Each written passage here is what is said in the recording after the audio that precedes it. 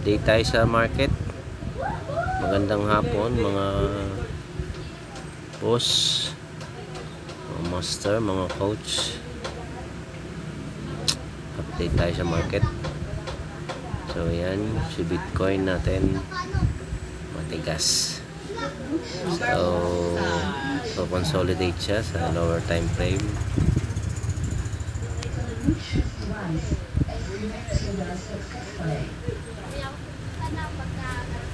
So for me, bullish siya sa ating micro.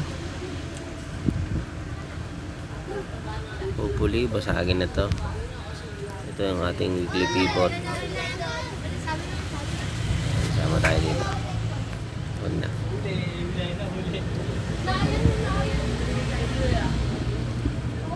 So makikita nyo sa 4 hours paliit na ng paliit yung kanyang mga candlestick. Karoon ng weakness at buyer or seller, nagkakaroon ng tug of war. Check natin sa higher time frame. So ayan, so you can see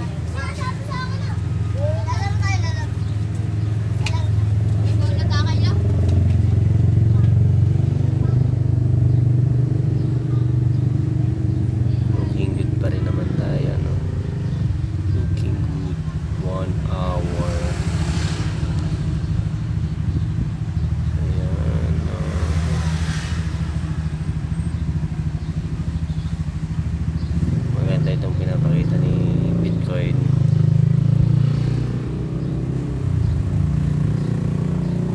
Counting ano pa, kuha pa ng liquidity. Maybe mukhang kulang pa sa liquidity to, kulang pa sa gas para lumipad. So kailangan mo siguro nyo kumuha below, siguro mga dito lang, basta dito, around dito.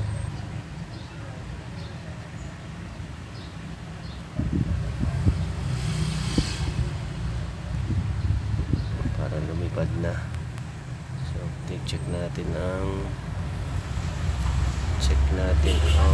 Ethereum.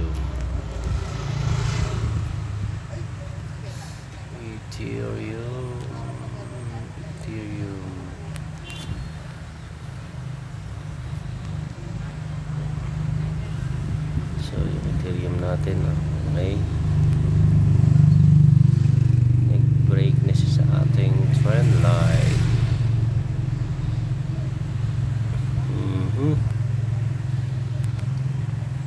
Update ulit tayo dito, no?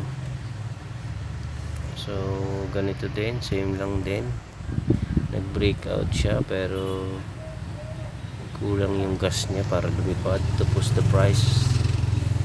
So maybe kailangan pa niyang sumungkit ng counting pang gasolina. 4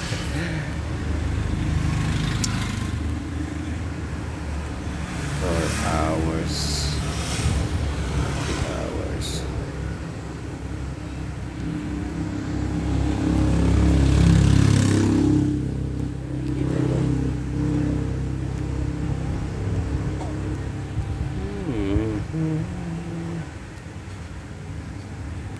Check natin yan.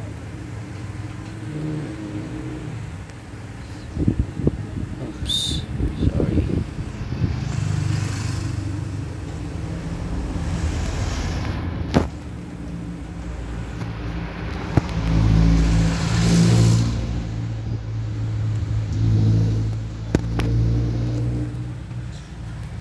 So rejected siya sa S1 pivot natin, ano.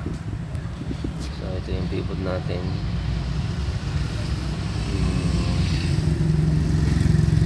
Hindi man niya balikan ito this day, maybe tomorrow, starting ng ating bagong weekly candle. Today is Monday, sorry, sa Sunday. So start start again bukas ng bagong candle ng weekly. Pero pag nag-close dito yan sa 1983 si Ethereum, so ibig sabihin doji tayo dyan. Automatic next week na candle is riritas na niya yung ating pivot line ng weekly. Possible yan, may bilog na green yan.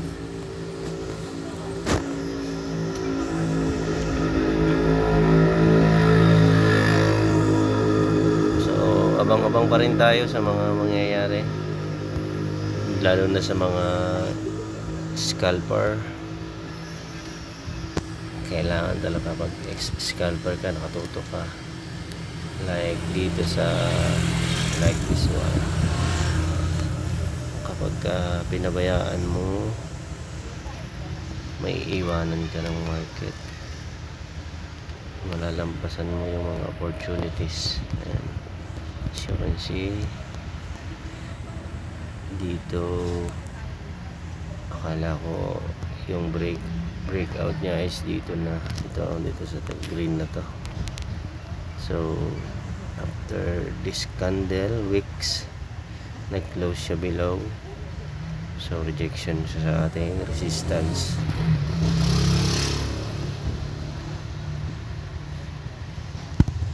So nagbilog tayo dito sa red na to. Sabi ko possible may kumuha pa dito, below dito. So ayan na, binalikan niya. So kung nag-abang tayo dyan sa part na yan, asan na yun, nakatanda mo na. Hindi ko na i-cover everything. Kung naka-enter tayo kahit dito na sa imbalance, kahit kalahati ng imbalances. So ilang percent? Ayan, 35% profit natin.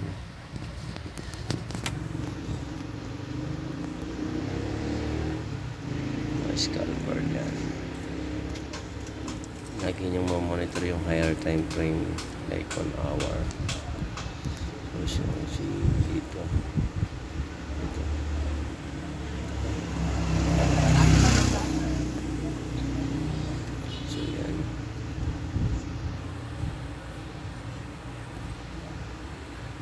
ginagamit kong volume indicator.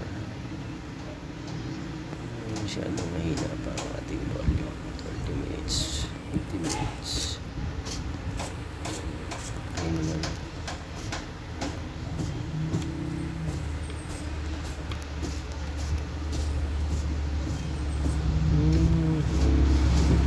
So bumubuo na naman siya dito ng pattern, like mukhang magkakaroon na.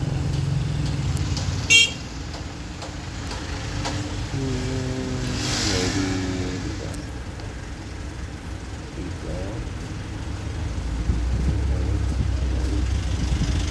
touch point. Mga scalper dapat ready kayo sa mga touch point dito. Ayan, dito.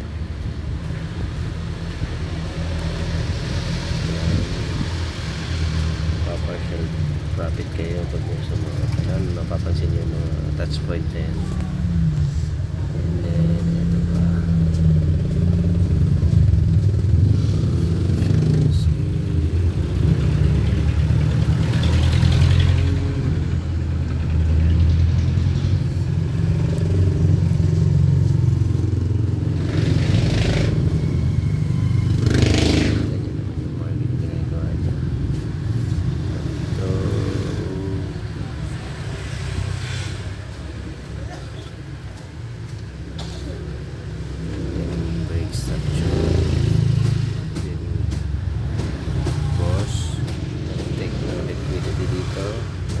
inducement, and then siguro i-break na yan.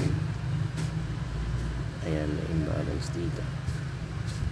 Ayan, pwedeng dito or pwedeng dito.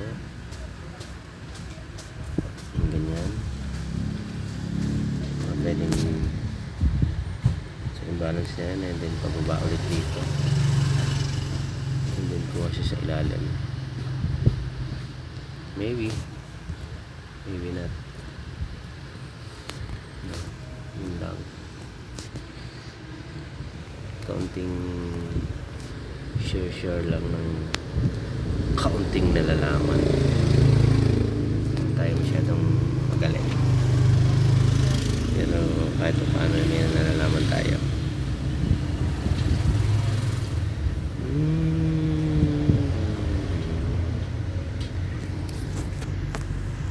Wag yung dun sa iba na akala ay napakasimple lang ng trading, no? Hindi. Tsaka dun sa iba siya sabi pinamaliit yung price action. Malakas yan, price action.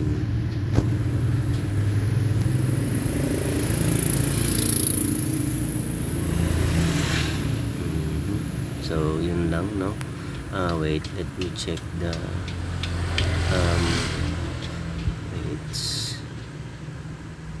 guys, sarado pa lang ngayon yung market.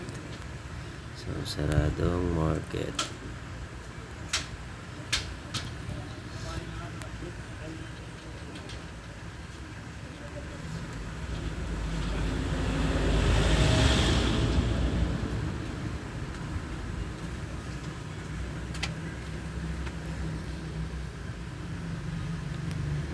So basta nagtap yung price sa it's either supply or demand, laging may reaction yan. So as you can see dito,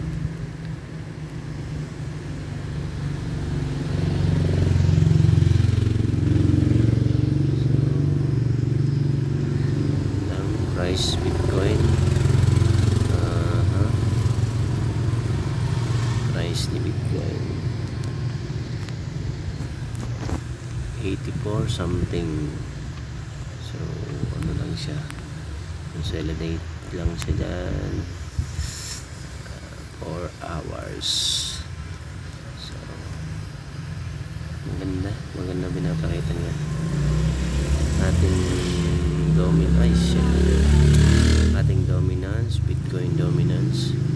So ayan, so nag-reject na siya sa R2 ang ating pivot. So hopefully retest niya to, basagin and bumaba yung dominance ni Bitcoin para naman magkaroon ng pagkakataon ng ating mga altcoin holder. So yan, as you can see, kahapon nandito lang sa baba. Ayan, na-break niya yung ating trend line, na-break niya sa lower time frame. So kaya sabi ko nga kanina is magkakaroon ng micro uptrend. So ayan, hopefully masyado pa mahina pa yung volume niya.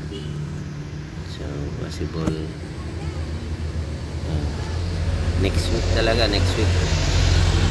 week para sa ating mga holders dyan na nag-aabang ng alt season.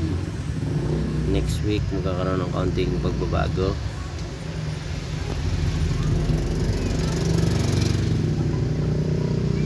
So abang-abang lang tayo mga guys.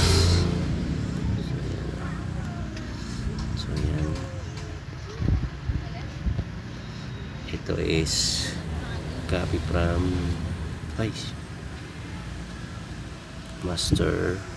my master in trading. So dito sa sa fourth cycle, current cycle, binrate niya yung history. So masyadong bumaba because of the ETF. Binrate niya, bumaba yung ating downtrend. So ibig sabihin nun,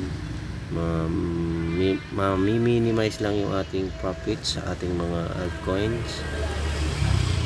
So tatanggapin natin yun kasi tanggapin natin na ang crypto is volatile, market is volatile. Pero ang target pa rin natin is umexit ng may profit. So yun lang, no. Maraming salamat po. Subscribe dun sa mga newbie, dun sa mga bago, kahit wag na, sa mga expert na dyan. And wag na yung mga bago lang, yung mga konti pa lang ang nalalaman. Pwede rin kayo magtanong sa comment, mag-comment kayo dyan at sasagutin natin sa abot ng ating makaya. Yun lang po, maraming salamat. Subscribe, like, and bahala na kayo. Thank you.